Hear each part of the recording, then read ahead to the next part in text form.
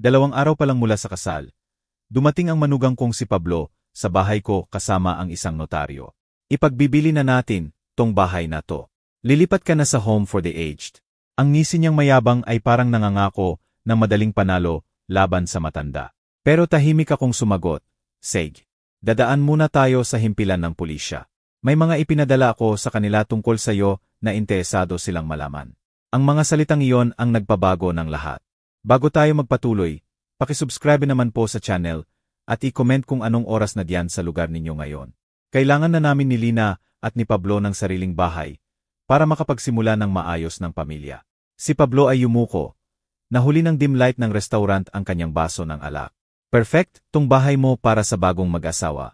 Parang yelo ang bumuhos sa akin nang marinig ko iyon. Ibinaba ko ang tinidor. Matamis pa sa dila ko ang wedding cake kanina. Ngayon ay mapait na.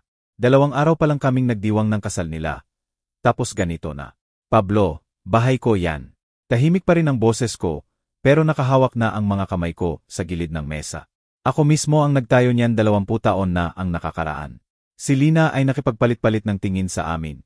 Kumikinang ang bagong singsing niya sa ilaw ng kandila. Biglang nakakasakal ang intimate booth ng Golden Palms Retirement Restaurant sa Quezon City. Tumatawa ang ibang kumakain sa katabing mesa. Walang kamalay-malay sa bombang sumabog sa mesa namin. Isa ka lang naman sa ganitong kalaking bahay. Sabi ni Pablo na hindi nawawala ang ngiti. Hindi practical. At sa edad mo, hindi ba mas gusto mo ng mas simple, mas manageable? Sa edad ko, 68 anyos pa lang ako. Hindi pa ako matanda. Pero para bang may paana ako sa hukay sa pananalita ni Pablo. Nanginginig ang tsampaging flute sa kamay ko. Alagaan namin ng mabuti. Patuloy niya habang hinahawakan ang kamay ni Lina. Isipin mo, balang araw maglalaro ang mga apo mo sa mga kwarto na yan. Nagkatinginan kami ni Lina. Tay, si Pablo, wag naman kayong mag-away. Dapat masaya ngayon. Masaya. Nagbayad ako ng 850,000 pesos para sa reception ng kasal nila. May mga nalantang bulaklak pa sa gitna ng mesa mula sa seremonya. Kayumanggi na ang mga talulot. Pablo, tumuwid ako sa upuan ko. Sa edad ko, malakas pa ako para magdesisyon sa sarili kong ari-arian. Pwede kayong tumira saglit habang naghahanap kayo ng sarili ninyong lugar. Bigla siyang nawalan ng ngiti, kahit sandali lang. May malamig na dumaan sa mga mata niya bago bumalik ang charming mask. Siyempre naman, Preston, naiintindihan ko. Pero matigas na ang tono niya. Kasalukuyang mahal ang renta at sa sweldo ni Lina bilang guro. Kaya natin yan, honey, pigil ni Lina sa kamay niya. Pero narinig ko ang pag-aalala sa boses niya. Palagi namang kulang ang pera niya. Halos hindi napansin ang pag-igting ng panga ni Pablo. Sana pag-usapan natin to bilang pamilya. Ano pa ang saysay na hawakan mo pa? Tong mamahaling property, kung mapapakinabangan naman natin lahat. Mamahaling property. Hindi lang yan bahay. Doon ko inakyat sa hagdan ang asawa kong si Margarita. Doon nag-first steps si Lina. Doon huling hinga si Margarita. Hindi lang yan asset. Parang nang insulto na ang background music na jazz. Magkapareha sa ibang mesa ang intimate conversation, habang ang amin ay guguho sa harap mismo ng lahat. May dumaan na waiter. Walang imik na nag-refill ng tubig. Hindi. Bawas salita mas mabigat sa nauna. Maghanap kayo ng sarili ninyong bahay. Si Pablo ay sumandal, ngiti na parang basag na salamin. Pwede naman nating pag-usapan uli kapag hindi na mainit ang ulo. Mainit ang ulo. Parang irrational lang na ayaw kong ibigay ang sarili kong bahay. Medyo nalukot ang mukha ni Lina. Baka uwi na tayo. Uwi. Sa bahay ko yon, kung saan sila tumira mula ng mag-honeymoon. Kung saan nagsimula na magtanong si Pablo tungkol sa hater. Buwis sa lupa, presyo ng mga bahay sa subdivision. Tumayo ako. Nahulog ang napkin ko sa sahig. Nablur ang ibang kumakain, habang dumadagundong ang dugo sa tenga ko. Preston, hintay.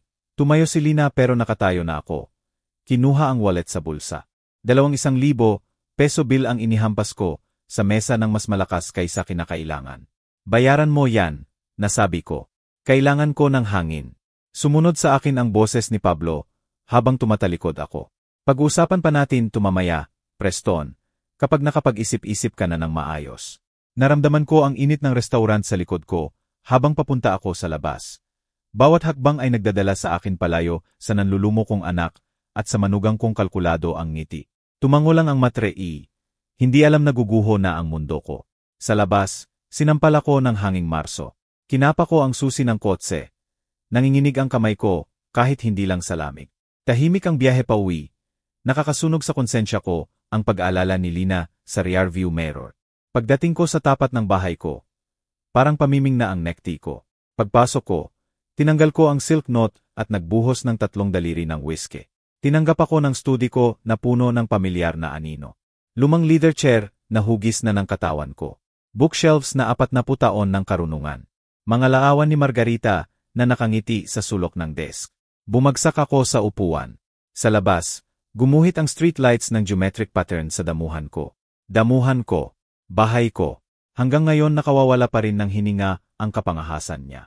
850,000 pesos. Isinulat ko yung tseke na walang pag-alinlangan. Nakita ko pang sumaya ang mukha ni Lina nang ikwento niya ang dream wedding niya. Golden Palm sa Quezon City, string quartet, mamahaling floral arrangement na mas mahal pa sa kotse ng iba. Lahat para maging perpekto ang araw ng anak ko. Ngayon gusto na rin niya ang bahay ko. Hinila ko ang cellphone. Nag-scroll sa mga litrato ng kasal 2 araw pa lang ang nakalipas. Si Pablo na naghiwa ng keke. Nakapatong ang kamay niya sa kamay ni Lina sa kutsilyo. Si Pablo na sumayaw sa anak ko. Pinapaikot hanggang tumawa. Si Pablo na nakipagsakehan sa akin. Tinawag akong tatay sa unang pagkakataon. Lano na ba niya tunoon pa? Masakit ang whiskey, pero mas masakit ang alaala ng ngiti ni Pablo nang tumanggi ako. Parang inaasahan niya ang pagtutol. Parang bahagi lang ito ng mas malaking laro. Hinila ko ang drawer ng desk. Kinuha ang leader journal na ibinigay sa akin ni Margarita noong nag-retire ako sa engineering. Para sa mga ideyang nag-ingay sa ulo mo, sabi niya. Marso, 2025. Maingat kong isinulat ang petsa. Si Pablo Garcia, humingi ng ownership ng bahay sa dinner pagkatapos ng kasal. Sinabing practical concern. Paulit-ulit binabanggit ang edad ko. Hindi comfortable si Lina, pero sinusuportahan ang asawa. Mabigat ang ballpen sa kamay ko. Anong klaseng tao ang ganyan? 2 araw pagkatapos ng kasal na ako ang nagbayad. Gusto niya ang bahay ko. Hindi man lang bumili, hindi man lang mag-suggest na ibenta natin at hatiin. Gusto niyang iabot ko na lang sa kanya, na parang tangang matanda, na handa nang itapon sa home for the aged. Ibinaba ko ang ballpen at lumapit sa bintana. Tahimik ang kalye. Nagniningning ang ilaw sa mga veranda. Kumikislap ang mga tea sa likod ng kurtina. Normal na pamilya na normal ang buhay. Hindi sila humaharap sa manugang na nagsasabi ng valuable asset, habang may wedding cake pa sa mesa. Bumalik ako sa desk, binuksan ang laptop. Bank statements, titulo ng bahay, insurance, mga numero na resulta ng habambuhay na maingat na pagpaplano. Halos 25 milyon pesos ang halaga ng bahay ngayon sa market. Ang pension at savings ko tatagal pa ng 20, tandang bawas 30 taon, kung mag-iingat. Alam lahat ni Pablo to. Ang mga tanong niya noong engagement, hindi naman nakakabanta noon. Normal lang na interested ang future son-in-law sa family matters. Gayon parang reconnaissance na. Magkano property tax mo dito, Preston? Maganda sigurong appreciation rate ang subdivision na to. Naisip mo na ba kung ano ang gagawin mo sa ganitong kalaking espasyo balang araw? Totoo ang mga sagot ko noon. Ipinagmamalaki ko ang financial stability ko. Ipinagmamalaki ko kay Lina na galing siya sa pamilyang hindi naghihira. Nahuli ni Margarita ang ilaw ng lampara. Parang pinapanood niya ako habang nagtatrabaho. Ano kaya ang sasabihin niya sa sitwasyong ito? Mas magaling siya sa tao kaysa sa akin. Mas marunong magbasa ng motibo. Magtiwala ka pero mag-verify. Palagi niyang sinasabi. Ipinapakita ng tao kung sino sila kung pansinin mo lang. Masyado akong masaya sa engagement ni Lina para pansinin ko. Masyado akong natuwa na may nakahanap siya pagkatapos ng diborsyo niya 3 taon na ang nakaraan. Masyado akong natuwa na mukhang settled na siya. Nakabukas ang journal. Naghihintay ng karagdagang tala. Kinuha ko uli ang ballpen. Pablo Garcia, 38 taong gulang, business consultant daw. Nagtatrabaho sa bahay. Paminsan-minsan nagda-travel para sa clients. Pero hindi kailanman binabanggit ang specific company o nagpapakita ng malalim na kaalaman sa negosyo sa usapan. Habang nagsusulat ako, lalong dumarami ang tanong. Ano ba talaga ang trabaho ni Pablo? Hindi ko pa siya nakitang pumasok sa tunay na opisina. Hindi ko pa siya narinig na may business call sa bahay. Sapat naman ang kita niya, pero hindi naman sobra. Pero nakapagpropose siya ng 2 karat diamond ring na siguradong umabot ng 1.2 milyon pesos. Isinara ko ang journal at kinuha ang cellphone. Bukas magsisimula na akong magtanong. Simula sa tawag kay Ati. Eduardo Lopez. Ang abogado ko na ang humawak ng estate ni Margarita. Kilala ang financial situation ko. Marunong maging discreet. May mali sa lalaking si Pablo Garcia. Sobrang mali. Mas mabigat kaysa karaniwan ang mga grocery, bag ng Sabado ng hapon ko, ihatid sa tapat ng bahay. 2 araw na walang tulog ng maayos mula sa konfrontasyon sa restaurant. Pagod na pagod ako. Parang may banta sa bawat anino. Tumuwid si Kapitan Reyes mula sa flower bed niya nang makababa ako ng kotse. Mukha niya seryoso na parang may urgenteng balita. Preston, mabilis siyang tumawid sa bakuran ko. May importante akong sasabihin sa iyo. Ibinaba ko ang mga grocery sa hood ng kotse. Dating pulis si Kapitan, kita sa tono niya. Ano yon? Kahapon ng hapon, may dinala si Pablo dito sa bahay mo. Business suite, may briefcase at measuring tape. Napakalamig ng dugo ko. Anong ginawa nila? Lakad-lakad sa paligid ng property. Nagtatake ng measurements, nagpipicture. May sinusulatan sa notebook. Mas lalong nanginginig ang mga kamay ko. Gaano katagal sila? Mga 1 oras o higit pa. May susi si Pablo, pinapasok pa sa loob. Alam na ni Kapitan ang implication. Marami silang panahon sa likod bahay. Sinukat ang bakod. Kinuhanan ng litrato ang pundasyon. Nanginginig ang mga kamay ko nang kunin ko ang mga grocery. Salamat, Kapitan. Mahalaga to. Talagang mahalaga. Pagpasok ko, iniwan ko ang mga grocery sa counter at diretso sa study ko. Ang bagal magbuot ng computer. Parang oras ang bawat segundo habang tumatakbo ang isip ko sa mga posibilidad. Browser history. Kung ginamit ni Pablo ang computer ko, may bakas. Nang mag-load ang history, natupad ang pinakamasama kong takot. Miracles ng hapon, habang nasa Ace Hardware ako, may nag-research ng Property Appraisers Metro Manila, Real Estate Evaluation, Quick House Sale Companies Philippines, Cash Buyers, Residential Properties, Legal Requirements Property Transfer Philippines, Power of Attorney, Elderly Homeowner Assistance Programs. Bawat search term parang suntok. May nakita pa akong iba, Professional Appraisal Services, companies na mabilisan ang cash sale, law firms na dalubhasa sa property transfer sa senior citizens. Hindi lang appraiser ang dinala ni Pablo. Pinag-aralan niya ang buong proseso kung paano ako agawan ng bahay. Nanginginig ang mga kamay ko habang nagklik-klik sa mga website na binisita. Ito ay hindi biglang plano sa dinner. Ito ay matagal ng pinlano. Marahil buwan na ang nakakalipas. Naalala ko ang engagement period. Ang maingat niya mga tanong tungkol sa finances ko. Ang interest niya sa daily routine ko. Tinatarget na niya ako mula pa noon. May text si Lina. Tay, okay ka lang ba? Sabi ni Pablo, parang galit ka sa dinner. Pwede tayong mag-usap mamaya. Parang malinaw na ang ebidensya sa screen. Gamit ang nanginginig na daliri, tinawagan ko si Ati. Eduardo Lopez. Higit pa ito sa gusto lang niya ang bahay ko. Ito ay systematic fraud.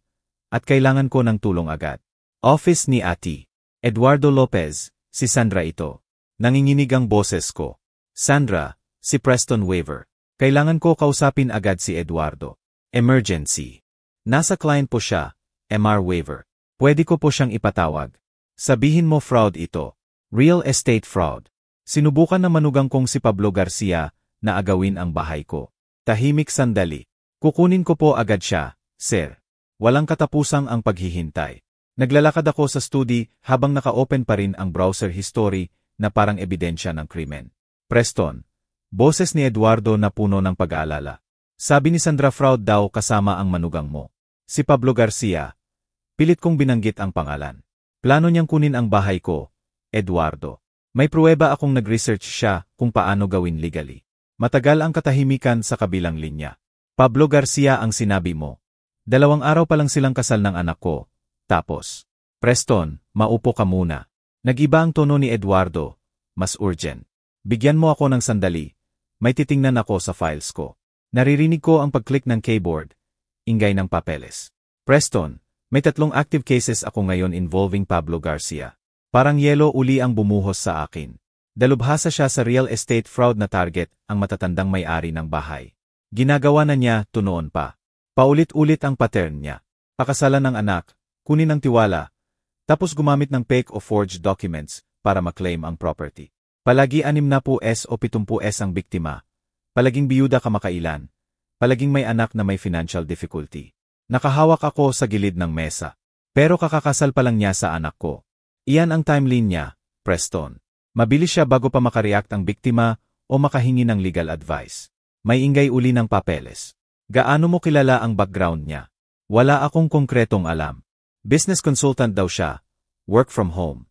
Nakakahiya ang admission. Masyado kaming masaya na may nakita si Lina pagkatapos ng diborsyo niya.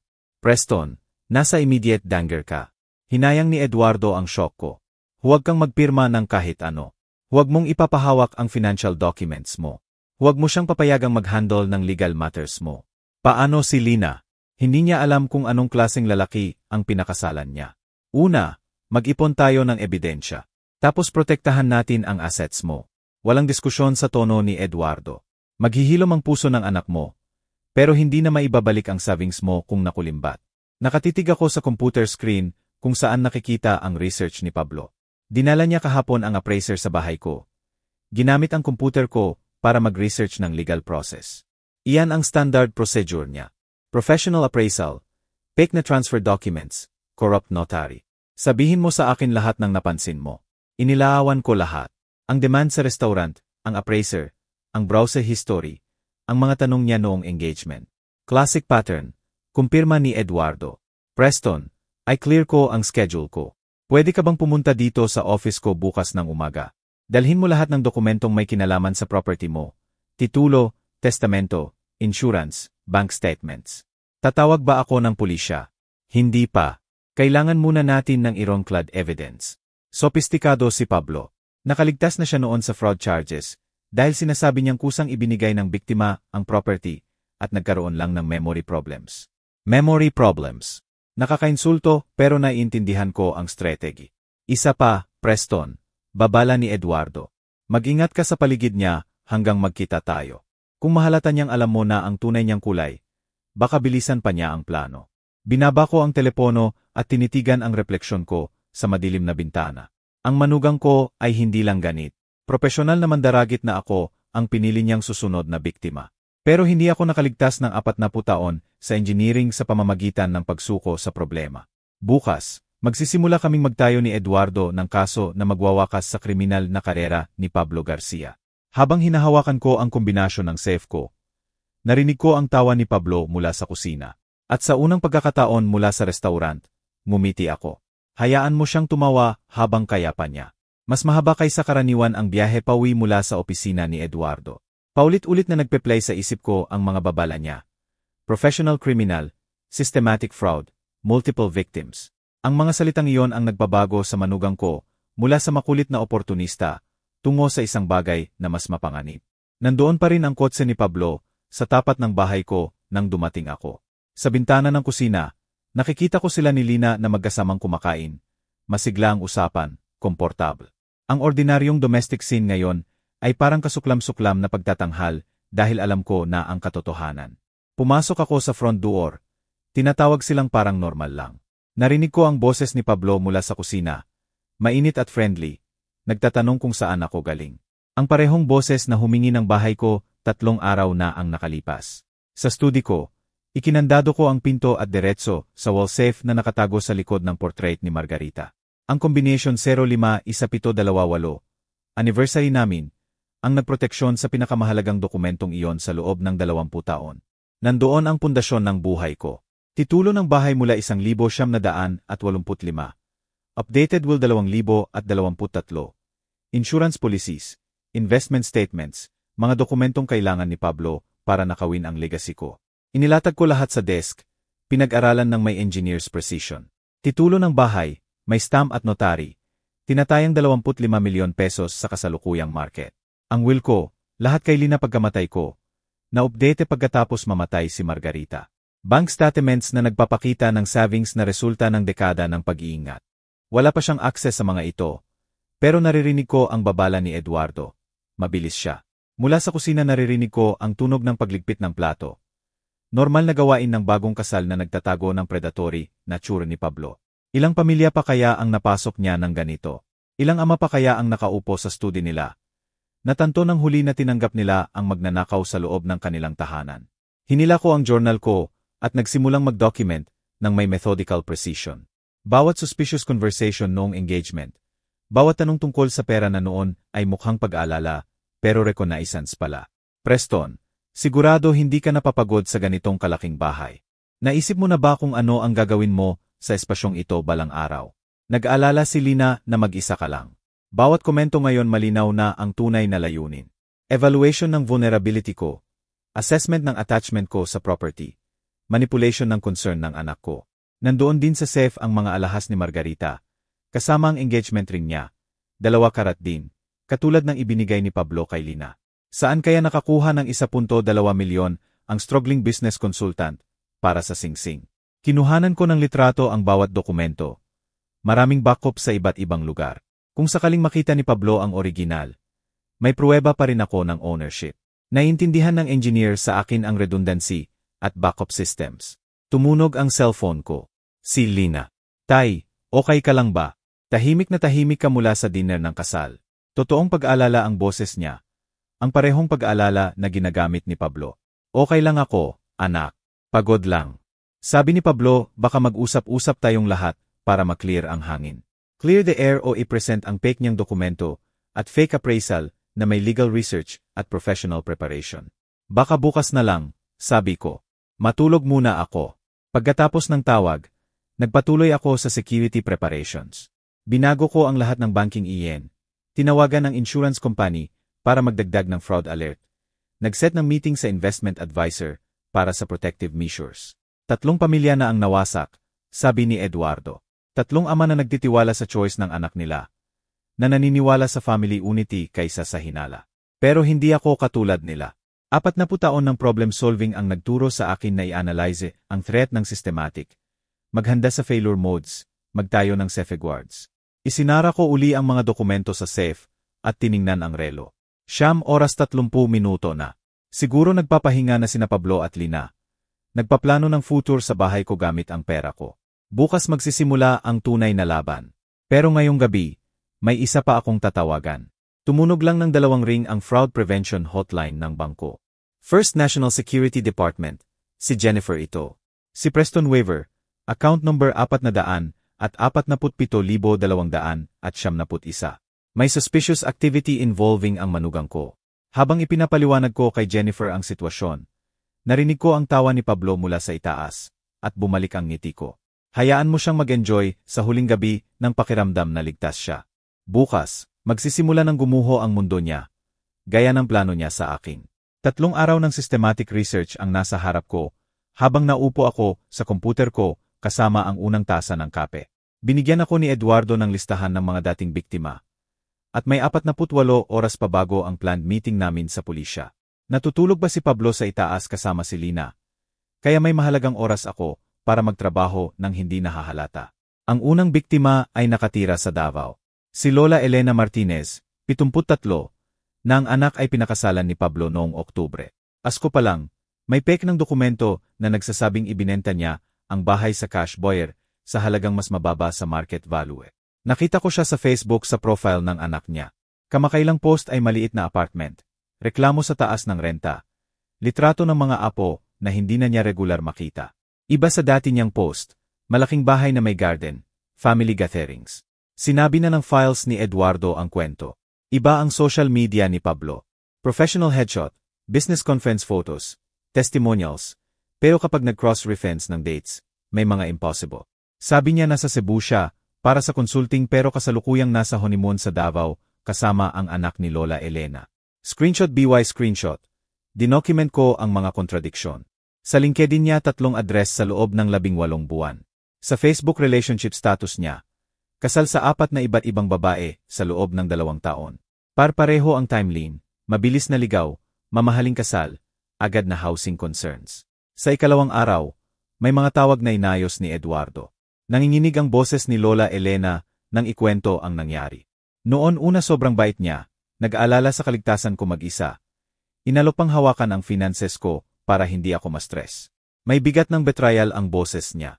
Isang umaga dumating siya na may moving truck at eviction papers. Sabi ibinenta na raw ang bahay para sa ikabubuti ko. Si Robert Tan sa Cebu City, pareho ang kwento. 6 na linggo pagkatapos ng kasal, may papeles na raw na pirma ko ang power of attorney. Mukhang totoong pirma, pero hindi ko naalala na pumirma ako kahit kailan. Bawat kwento nagpapakita ng sopistikadong operasyon ni Pablo. Professional document forgers, corrupt notaries, legal expertise na nagdududa sa biktima sa sarili nilang memorya. Pare-pareho rin ang emotional devastation. Mga anak na naniniwala sa bagong asawa kaysa sa matandang magulang. Pamilya na nagkawatak-watak dahil sa gawa-gawang confusion. Sa ikatlong araw, nakumpleto ko na ang comprehensive timeline. Palaging pareho ang pattern ni Pablo. Pag-target sa dating apps o social events, mabilis na panliligaw sa anak na may financial difficulty, kasal sa loob ng 6 buwan, agad na housing concerns, professional appraisals, forged documents, at sa huli ay revelation na pumayag daw ang matanda na ibenta ang bahay. Ang pinakadaming evidence ay deleted posts sa social media na nakita ko sa Google Cache. 2 araw pagkatapos ng kasal namin. Sinulat ni Pablo, another successful acquisition. Hindi malalaman na matandang to ang sinapit niya. Maagang retirement property investment. Na-delete agad pero may screenshot ako. Ang sobrang yabang niya ang gumawa ng perfect evidence ng premeditation. Inayos ko lahat sa categories. Digital proof ng timeline inconsistencies at multiple identities, testimonial evidence mula sa mga dating biktima, documentary evidence ng fake na pirma at impossible notarization, at financial evidence ng fraudulent transactions. Tumawag si Eduardo Miercules ng gabi para i-check ang progress ko. Exceptional work, Preston. Karaniwan hindi na napapansin ng biktima ang pattern hanggang mawala na ang lahat. Ano ang susunod? Bukas makikipag-meet tayo kay Detective Sarah Cruz. 2 taon niyang tinutugis si Pablo, pero kulang ang ebidensya. Baka ikaw na ang magbigay ng kailangan natin. Gabi na, double-check ko ang lahat ng dokumento. Screenshot, victim statement. 3 araw na intensive investigation ang nagpabago sa akin mula sa nalilito na homeowner tungo sa competent detective. Overwhelming, methodical, at wasakin ang kriminal na karera ni Pablo. Habang nagpe-prepare akong mag-close ng laptop, may isang final detail na nakita ko. Pinakabagong post ni Pablo sa Facebook 1 oras pa lang ang nakakalipas. Exciting changes ahead. Minsan kailangang gumawa ng tough decisions ang pamilya para sa ikabubuti ng lahat. Nakaramdam ako ng chills. Naghahanda na siyang gumalaw, marahil bukas, kapag akala niya pinaka-vulnerable ako. Isinav ko ang screenshot at ngumiti ng malamig. Subukan niya lang. Handa na ako. Pagkatapos ng 3 intense days na nakayuko sa komputer ko para mag-ipon ng ebidensya laban kay Pablo, nagdesisyon akong linisin ng maayos ang bahay. Hindi nawala sa akin ang irony. Nililinis ko ang bahay ko habang pinoprotektahan ito mula sa lalaking natutulog sa itaas kasama ang anak ko. Habang inililipat ko ang center table para ma-vacuum sa ilalim, may sumikat sa morning light. Maliit na lens, hindi hihigit sa buttons ng polo. Nakatago sa likod ng decorative ceramic bowl na binili ni Margarita sa Boracay. Agad na na-process ng engineering mind ko ang impossibility. Hindi ito alikabok o tornilyo. May naglagay ng kamera sa living room ko. Nanginginig ang kamay ko habang masinuri ko ang device. Professional grade, motion activated, may micro SD card slot. Sopistikado ang pagkakalagay. Halos hindi makikita maliban kung alam mo kung saan titingin. Nai-record ako ni Pablo. Mas masakit pa sa demand niya sa bahay ko ang violation. Ito ang sanctuary ko, kung saan ako nagluksa kay Margarita, kung saan ako nag-private calls, kung saan ko pinlano ang investigation ko. Lahat nakunan sa video. Pinigilan ko ang sarili kong tanggalin agad. Evidence ito. Dapat mahandol ng tama. Gamit ang maliit na screwdriver mula sa toolbox ko. Maingat kong inalis ang micro SD card. Matagal bago makilala ng komputer ko ang maliit na device, habang iniisip ko kung anong mga video ang maaring nandoon. 47 video files ang lumabas, 2 linggo ang span. Pinakamaaga noong 3 araw ni Pablo sa bahay ko. Pinindot ko ang unang file ng may takot. Ang mukha ko ang unang nakita. Kausap ang insurance company ko tungkol sa routine policy questions.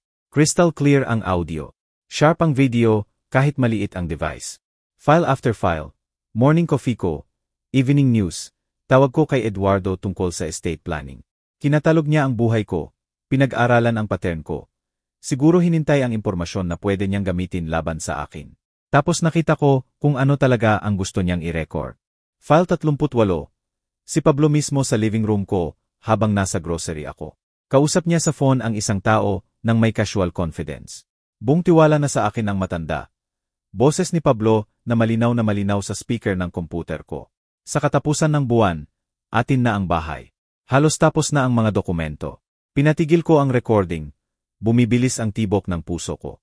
Narito ang boses ni Pablo mismo. Umamin ng criminal intent. Tuloy ang usapan. Richard, Sigurado ka bang makakapasa sa inspection ang notary stamps? Si Richard, hindi ko kilala pero halatang accomplice. Minsan nagugulat ang mga matatanda. Sagot sa phone. Katulad lang siya ng iba, proud, independent, pero sa huli naive. May cruel satisfaction sa tawa ni Pablo. Nagbayad ba siya ng 850,000 para sa kasal natin? Ginawang madali ang pagiging legitimate. Nablur ang paningin ko sa galit. Lahat ng hinala ko confirmed. Lahat ng takot ko validated. Tuloy ang recording. At ang anak niya, si Lina hindi maniniwala sa tatay niya kaysa sa asawa niyang mahal siya. Perfect cover siya. Perfect cover. Hindi asawa ang anak ko sa kanya. Alibi siya. Agad kong kinopya ang file. Maraming backup sa iba't ibang device. Ang isang recording na ito, mas mahalaga pa sa 3 araw ng detective work ko. Salita mismo ni Pablo na malinaw na nagsasabi ng criminal intentions. Binabanggit ang accomplice niya. Inilalahad ang buong plano. Si Richard Santos, natuklasan ko sa ibang recordings. Ang corrupt notary na nagvalidate ng fake na dokumento sa dating biktima ni Pablo. Nandoon ang buong operasyon sa phone conversations nila. Target selection, document preparation, family manipulation, property transfer. Pero isang crucial mistake ang ginawa ni Pablo. Ang yabang niya ang nagdala sa kanya na pag-usapan ng detalyado ang mga krimen niya. Hindi niya inakalang ang sarili niyang surveillance equipment ang magiging ebidensya laban sa kanya. Tinitigan ko ang refleksyon ko sa computer screen. Pinoproseso ang laki ng discovery na ito. Ang hidden camera na dapat magbibigay sa kanya ng advantage ay siya pang nagbigay sa akin ng irrefutable proof ng criminal conspiracy niya. Isinara ko ang laptop at hinawakan ang cellphone ko. Binago na ng ebidensyang ito ang lahat. Panahon na para tumigil sa pag-iimbestiga at magsimula ng pag-prosecute. Si Detective Sarah Cruz ang rekomendasyon ni Eduardo para sa mga kaso katulad nito. Habang dinidyal ko ang himpilan ng pulisya, sa wakas pakiramdam ko ay lumilipat na ako mula sa depensa tungo sa opensiba. Ang sariling yabang ni Pablo ang magwawasak sa kanya. Mas nakakatakot kaysa inaasahan ang itsura ng Pasig City Police Station. Habang naglalakad ako papasok sa main door, may dala kong briefcase na puno ng 3 linggong ebidensya laban sa manugang ko. Ang hidden camera recordings mula kahapon ang huling piraso ng puzzle na ayaw ko sanang solusyonan. Pero agad akong tinanggap ni Detective Sarah Cruz nang banggitin ko ang pangalan ni Pablo Garcia. MR waiver. Lumapit ang isang babaeng nasa 40s. Kita ang badge sa jacket. Detective Cruz ako. Salamat sa pagpunta. Matigas ang handshake, pero may tunay na curiosity sa ekspresyon niya habang inaakay ako papunta sa interview room. Aminin ko, hindi ko inaasahan itong ganito. Sabi niya habang pinapupuesto ako sa metal table. Karamihan sa elderly fraud victims, kaunti lang ang concrete evidence. Inilagay ko ang briefcase ko sa mesa ng may deliberate precision. Detective Cruz, 40 taon akong engineer. Naniniwala ako sa documentation. Binuksan niya ang case ko at sinimulang suriin ang mga organized folders. Unti-unting tumaas ang kilay niya. Social media screenshots, victim testimonies, financial records, at sa wakas ang audio recordings mula sa hidden camera ni Pablo. Pagkatapos suriin ang dala mo, sabi niya pagkatapos ng 20 minuto. Ito ang pinakakomprehensibong case file na nakita ko sa 15 taon ko. Tumayo siya at nagtype ng mabilis sa computer niya. Tinutugis na namin si Pablo Garcia sa 3 probinsya sa loob ng 8 buwan. Wanted siya sa hindi bababa sa 12 fraud cases. 12. Gulat ako. Paano possible yon? Matalino siya. May professional frustration sa tono niya. Kadalasan nahihiya ang biktima na mag-report. At kulang ang ebidensya para ma-prosecute. Ipinakita niya ang police file ni Pablo. May mapa na may red pins sa iba't ibang lugar sa Luzon, Visayas, at Mindanao. Bawat pin ay wasak na pamilya. Well, hindi ako nahihiya. Matigas kong sabi. At marami akong ebidensya para sa inyo. Lumapit siya. Nag-shift ang manner niya sa active strategizing. MR waiver, maaari kang maging susi para matigil na ang lalaking ito. Pero kailangan namin ng active cooperation mo sa isang sting operation.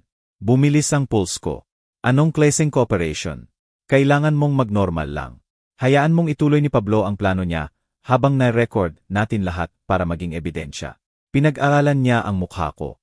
Ibig sabihin hayaan mong isipin niyang nagtagumpay siya hanggang makunan natin siyang gumagawa ng krimen. Surreal ang ideya na magpanggap habang pinlano ako ni Pablo. Gusto ninyong hayaan kong isipin niyang panalo siya. Hanggang magkaroon tayo ng irrefutable evidence ng criminal intent. Maganda ang recordings mo pero kailangan natin siyang mahuli habang ginagawa ang actual fraud. Kita ang experience niya sa methodical approach niya. Iyan lang ang paraan para siguradong makukulong. Paano ang safety ko? May mga pulis na nakaposisyon sa paligid ng bahay mo. Response time under 30 seconds. May inabot siyang maliit na device, kasing laki lang ng K-fob. Panic button. Isang pindot, darating agad ang backup. Hinawakan ko ang device, naramdaman ang bigat nito. Pagkatapos ng 3 linggo ng pag-iipon ng ebidensya, nakakakaba pero kailangan ang prospect na harapin ng direkta si Pablo. Kailan ito mangyayari? Based sa recordings mo, sinabi niya end of the month. May 1 linggo pa tayo para maghanda. Sinimulan niyang ayusin ang ebidensya ko sa official police folders. Kailangan nating mag-install ng additional recording equipment, makipag-coordinate sa prosecutor, at i-brief ang tactical team. Paano si Lina? Hindi alam ng anak ko kung ano ang pinakasalan niya. Palaging pinakamahirap ang family situations sa mga kasong ito. Medyo lumambot ang ekspresyon niya. Pero ang kaprotekta sa anak mo ay ang pagtigil kay Pablo bago pa siya makawasak ng ibang pamilya. Naalala ko si Lola Elena na umiiyak sa nawalang bahay niya. Si Robert Tan na na-hospital dahil sa stress. 12 pamilya na nawasak ng isang tao. Detective Cruz, ano ang kailangan ninyo sa akin? Lahat ng dala mo ngayon ay perfect start. Tumayo siya at inabot uli ang kamay niya. Bukas ng umaga dadalhin ng technical team ko ang surveillance equipment sa bahay mo. Sa gabi, handa na tayo sa susunod na galaw ni Pablo. Habang inihahatid niya ako sa labas ng himpilan, naramdaman ko ang bigat ng plano namin sa balikat ko. 24 oras para maghanda mentally sa pinakamahalagang usapan ko kay Pablo. MR waiver, sabi ni Detective Cruz sa pinto. Sa 15 taon ko sa pulisya, hindi ko pa nakita ang biktima na ganitong nakabawi ng ganito. Walang alam si Pablo Garcia sa parating sa kanya. Umuwi ako na alam kong ang tahimik kong retirement ang naging final chapter ng karera ng isang kriminal. Iba ang pakiramdam ng bahay nang pumasok ako sa front door. Alam kong sa loob ng 24 oras magiging crime scene ito. Dadating ang technical team ni Detective Cruz ng 8 oras ang para mag-install ng equipment. At sa gabi lahat ng sasabihin ni Pablo ay ma-record na. May isang gabi pa ako para maghanda mentally sa pinakamahusay na acting ng buhay ko. Wala sina Lina at Pablo, kaya may mahalagang oras ako ng solitude para i-process ang darating. Naupo ako sa study ko, napaligiran ng ebidensyang nagdala sa akin dito, at sinubukang isipin ang usapan bukas. Mag-present si Pablo ng fake niyang dokumento nang may practiced confidence. Kailangan kong mag-react ng natural. Gulat, paggalito, unti-unting pagkatalo. Dapat convincing ang performance para ibunyag niya ang criminal methods niya sa kamera. Dumating ng mabilis ang umaga. Eksaktong 8 oras 3 unmarked van ang pumasok sa driveway ko. MR waiver, matatapos namin ang installation sa loob ng 4 oras. Anunsyo ni Detective Cruz habang pinapapunta ang team sa bahay ko. Pagkatapos nito, magre-rehearse tayo. Pinanood ko ng may fascination ang precision ng mga specialists. Lumitaw ang micro camera sa living room at kusina. Bawat isa mas maliit pa sa 25 centimo coin at completely invisible kapag nakaposisyon na. Susunod ang audio. Equipment. Directional microphones na makaka-pick up kahit bulong mula sa kabilang kwarto. Ultra high definition ang recording ng mga kamera na ito. Paliwanag ng lead technician habang inaayos ang lens sa likod ng picture frame. Automatic filter ang audio system sa background noise. Maliban kung hinintay niya talaga ang surveillance equipment, hindi niya mapapansin. Inabot sa akin ni Detective Cruz ang earpiece na kasing liit lang ng hearing aid. Direct communication sa monitoring station namin. Magigidi ka namin kung kinakailangan. Saan kayo makakapwesto? Mobile command unit sa kabilang kanto. Mga pulis sa mga kapitbahay. Backup team 2 blokada ang layo. Ipinadisplay niya sa tablet ang iba't ibang kamera angles mula sa living room ko. Response time under 30 seconds kapag ginamit mo ang panic signal. Sa tanghali, tapos na ang installation. Ang pamilyar kong bahay ngayon ay naging sophisticated recording studio. Bawat surface nagtatago ng equipment na mas mahal pa sa quotes ko. Ngayon magre-rehearse tayo. Anunsyo ni Detective Cruz. 2 oras kaming nagpractice ng possible scenarios. May detective na gumanap bilang Pablo habang na-rehearse ko ang natural responses ko sa manipulation tactics niya. Tandaan, top priority ang safety mo. Dahil ni Detective Cruz. Huwag mong subukang itrap siya. Hayaan mo siyang ibunyag ang kriminalidad niya ng natural. Maging iyong sarili lang.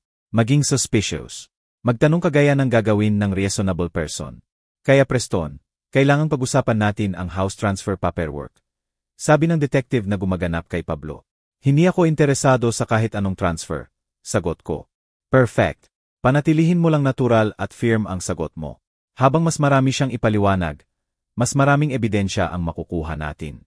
Nang 3 oras EM, tinest ni Detective Cruz ang lahat ng communication systems. Testing, MR waiver.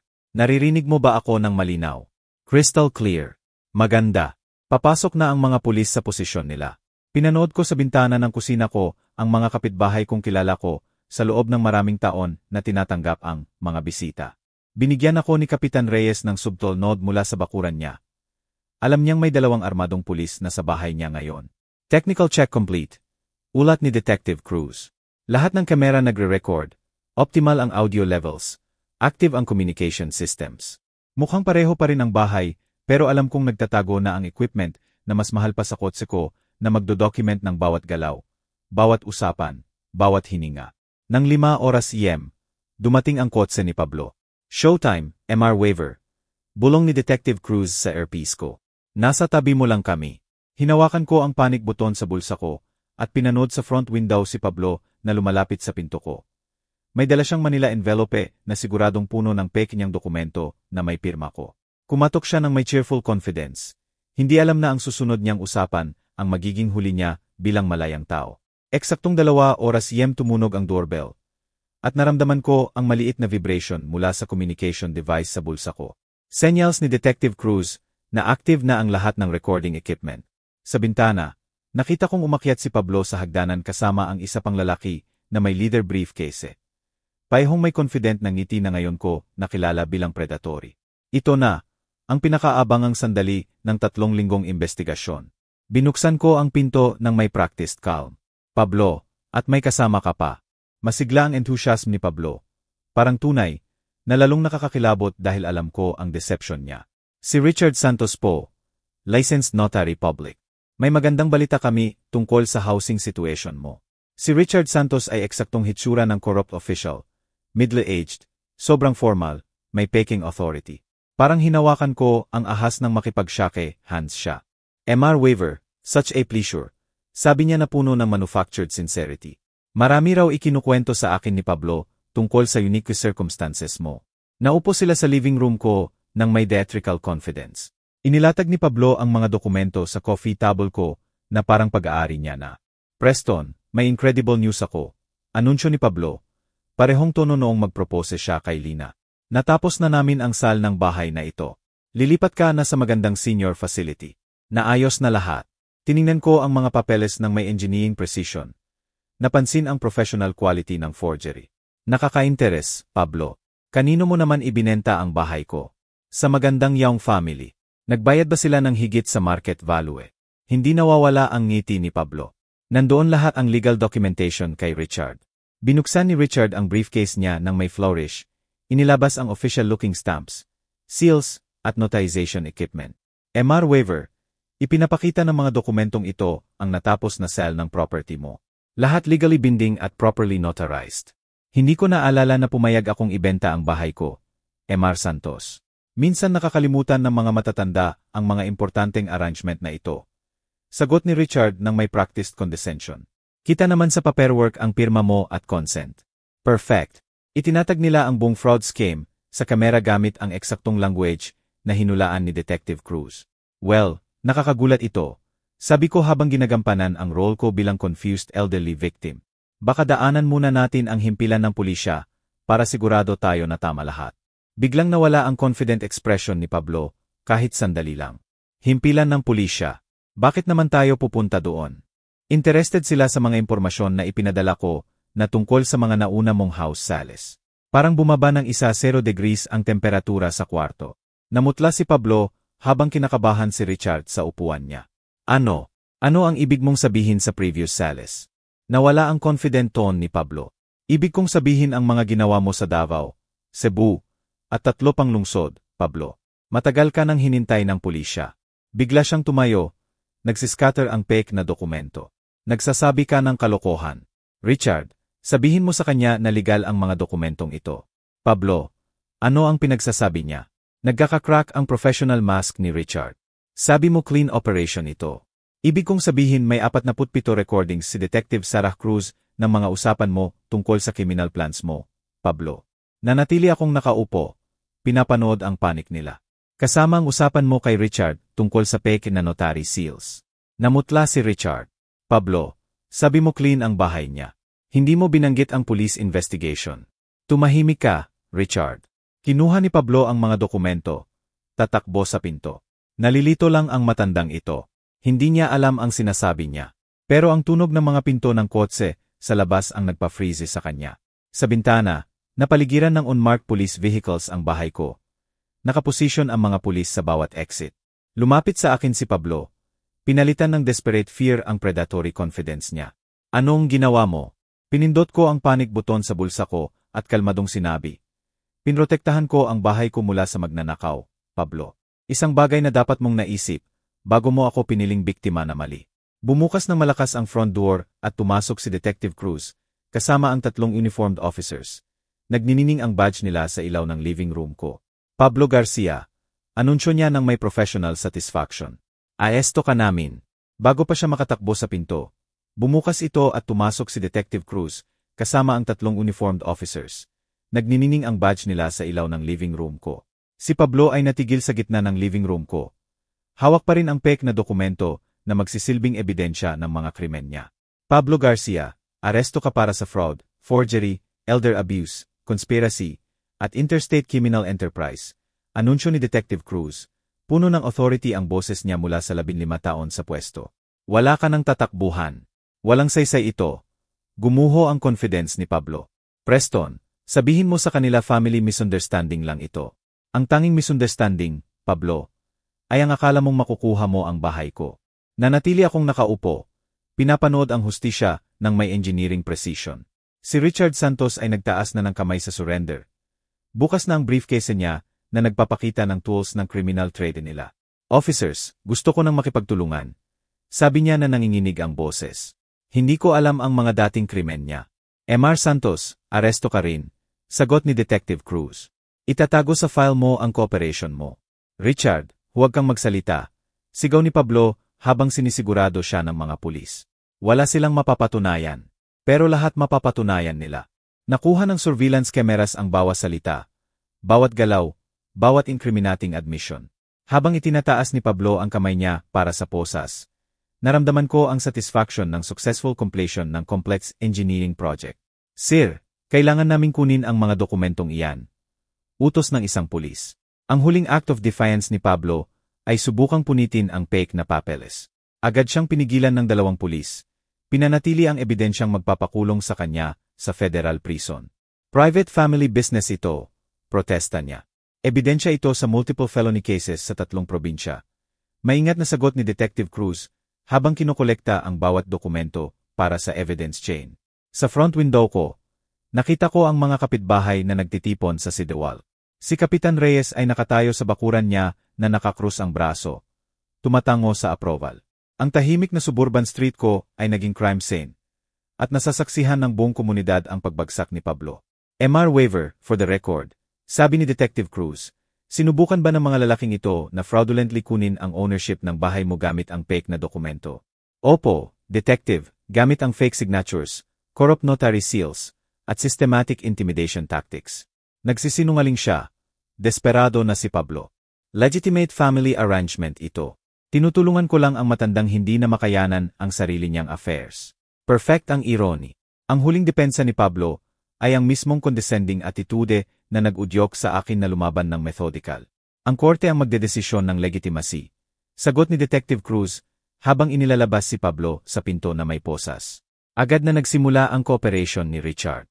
Officers, may impormasyon ako tungkol sa ibang operation. Ibang target na pinag-iisipan ni Pablo. Gusto kong makatulong na mapigilan pa ang ibang krimen. Magandang choice, Mr. Santos. Sabi ni Detective Cruz. Maaring mabawasan ang sentensya mo mula 15 taon hanggang 5. Habang nilolood ng mga pulis ang mga preso, nagsimula nang dumating ang media vans.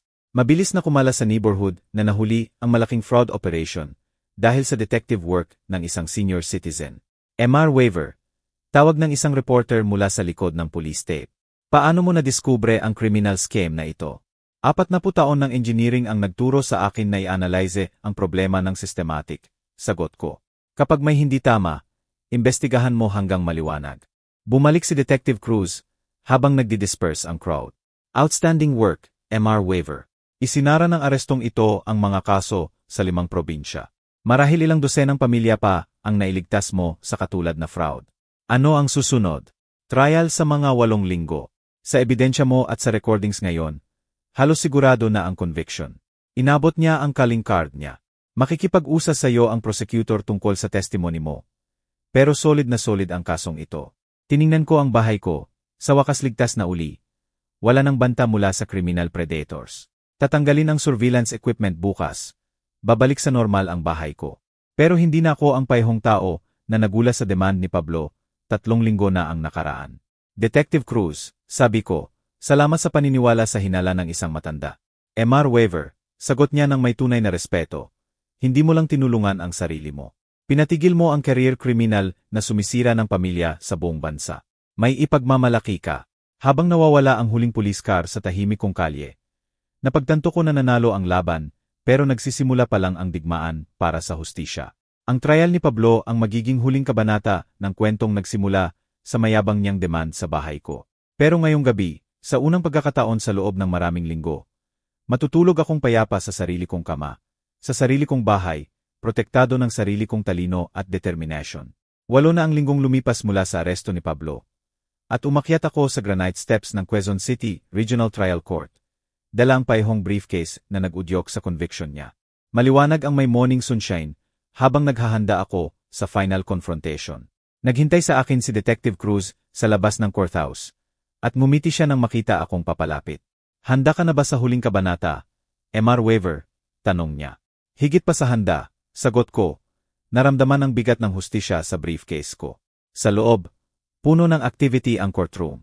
Si Pablo ay nakaupo sa defendant's table na nakasuot ng orange jumpsuit. Wala na ang confidence swagger.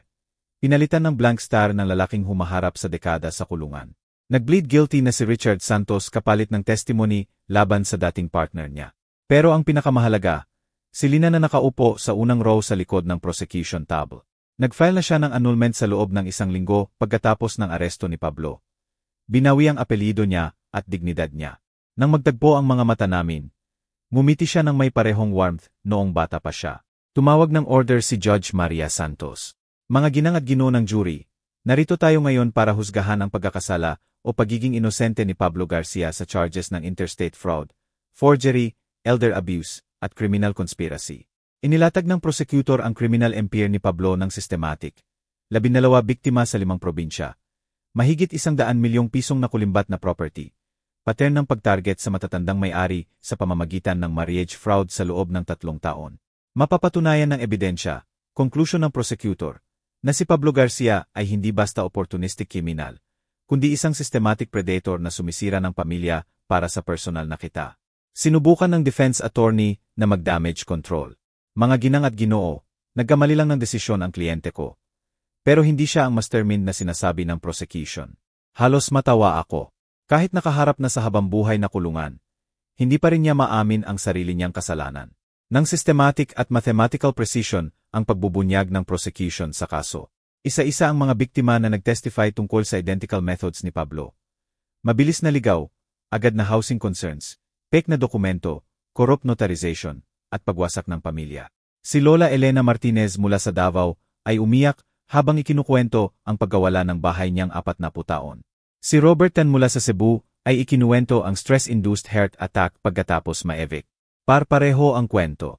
Pare-pareho ang pamilyang nawasak ng isang predator.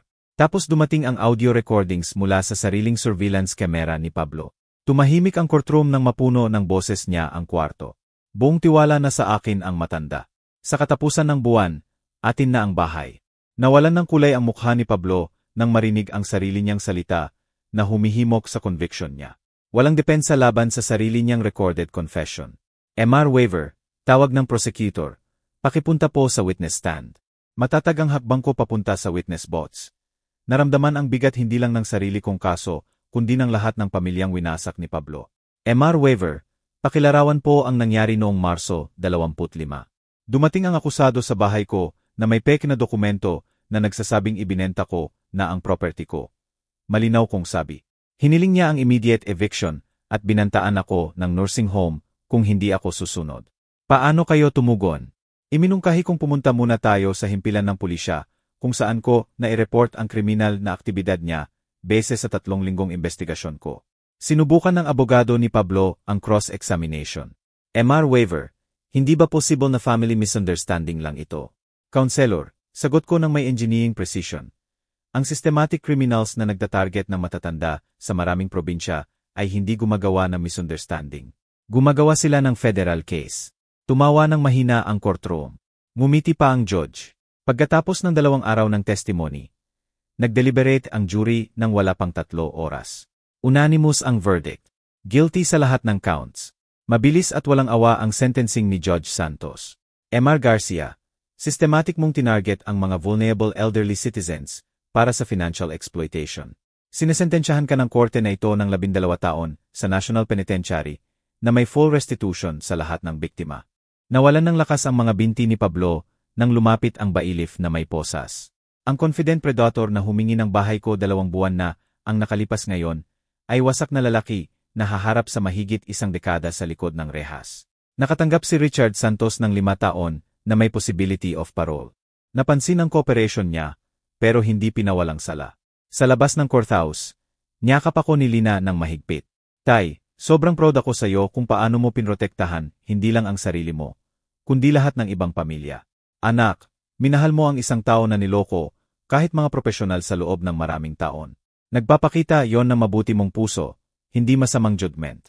Paano mo ako mapapatawad sa pagpasok sa buhay natin ng ganyang tao? Dahil anak kita at karapat-dapat ka sa isang taong pinahahalagahan ang kahangahangang tao mo. Sumali sa amin si Detective Cruz sa hagdan ng courthouse. MR waiver, ituturo itong kaso sa mga police academy. Ipinakita mo na ang edad ay nagdadala ng karunungan, hindi vulnerability. Habang magkasamang umuwi sina Lina at ako, hinawakan niya ang kamay ko. Tay, ano na ang susunod para sa'yo? Naisip ko ang mga speaking engagements para sa elder fraud prevention. Ang pagtulong sa ibang biktima na makahanap ng boses nila. Ang paggamit ng engineering mean ko para solusyonan ang mga problema lampas sa sarili ko. Ano man ang susunod, sabi ko, alam kong kaya ko. Sa 68 taon, natutunan ko na ang pagprotekta sa pamilya ay hindi lang tungkol sa pag-ibig, kundi strategic thinking, maingat na paghahanda, at hindi natitinag na determination. Minsan ang kombinasyong iyan ang eksaktong kailangan ng hustisya. Ligtas na ang bahay ko, gumagaling si Lina, at si Pablo Garcia ay gugugol ng susunod na 12 ng taon na naalala ang matandang tumangging maging biktima niya. Kung nagustuhan ninyo ang kwento, pakilik po ang video, mag-subscribe sa channel, at i-share ang inyong impressions sa comment section. Para pakinggan ang susunod na kwento, i-click ang box sa kaliwa. Salamat sa panonood.